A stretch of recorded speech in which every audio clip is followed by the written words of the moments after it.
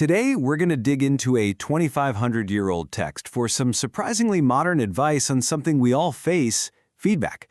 But really, it's about something much deeper, how to get a good, clear look at ourselves. So let me just ask you, straight up, how well do you really take feedback? And I mean, be honest with yourself. Because the answer to that question says a lot about your relationships, your career, your whole potential for growth, really. Now, the source for this explainer isn't some hot new business book. Nope, it's an ancient Buddhist text.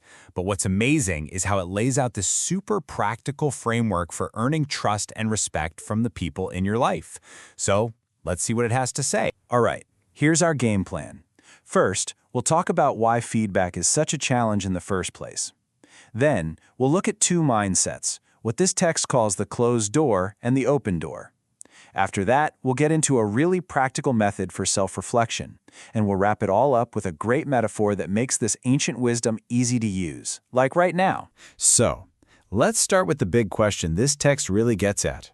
Why is it that some people just naturally earn the trust and respect of their peers, while other people, well, they just get ignored after a while?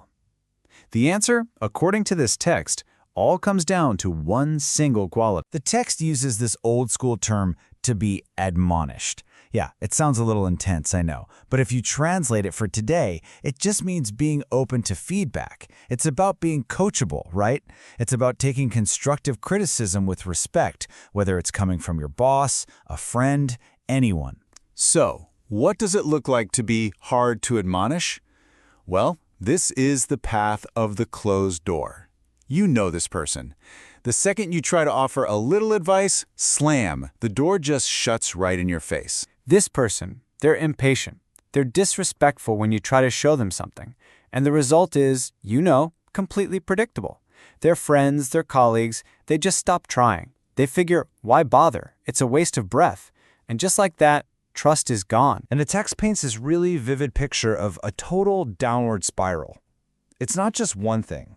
It starts with ego, right? Corrupt intentions, glorifying themselves while putting everyone else down. From there, it just gets more and more defensive. They get irritable, stubborn, they argue back, they dodge the point, they get annoyed. And eventually, that just sours into something even uglier. Contempt, jealousy, even deceit. You can totally see why you just back away from someone like that. So what's at the very bottom of all this negativity? The text boils it down to one simple, stubborn idea. They are attached to their own views, holding them tight and refusing to let go. That's it.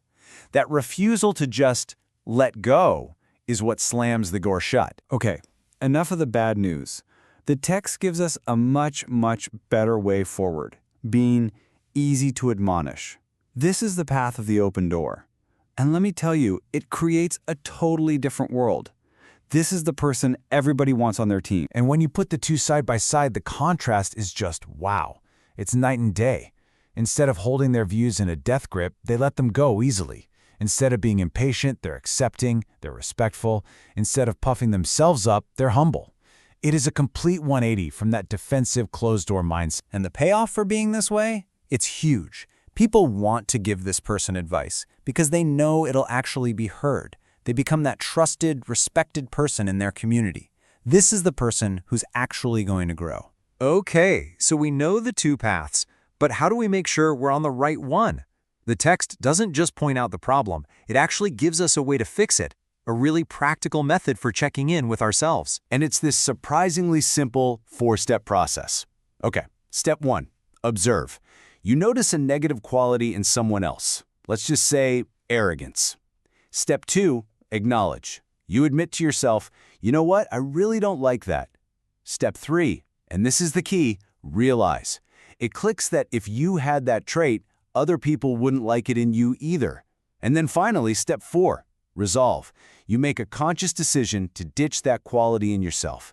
You form a real intention not to be that person. And this all leads us to the final and I think the most beautiful idea in the whole text. It's this powerful metaphor that makes this whole idea of self-awareness so clear and tangible. It's all about checking your reflection. The text asks us to picture a young person, someone who cares about their appearance.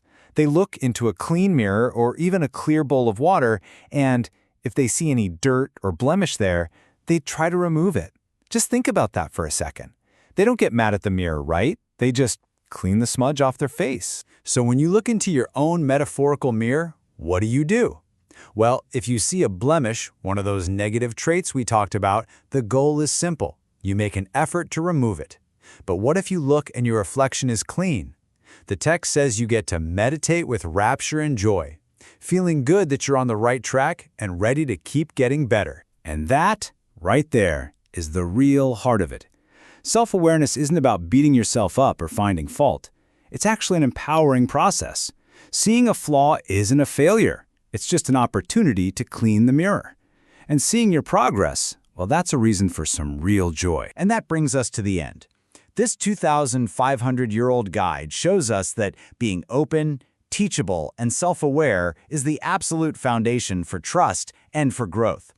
So the final question is one that only you can answer for yourself. When you take a look, what will you see in your mirror?